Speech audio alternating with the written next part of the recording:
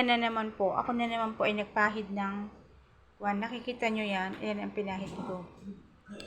Ito po yun, ito po. Retinol, ito ay Retinol Placenta Royal Dragon Blood Cream, yun po.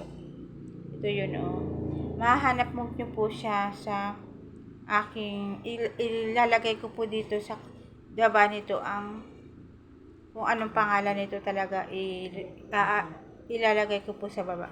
Nakakakainis po siya kung may mga acne marks nawawala po. Umunti po ang acne marks. So, dapat po malalalim ito. Numipis na po ito. Nagnipis na po ito.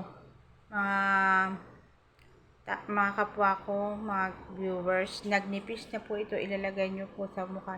Katulad ng ginagawa, araw-arawin nyo po. Sabi nila once yung likdangan. Naku, para humatanggal ng totoo at mapabilis ang pantanggal, araw-arawin ho. Ginagawa lang yun ho ng wala namang ganun, walang acne. Pero dun sa may acne, araw-araw ho kayong maglalagay nito. Ito ho, araw-araw kayong maglalagay nito.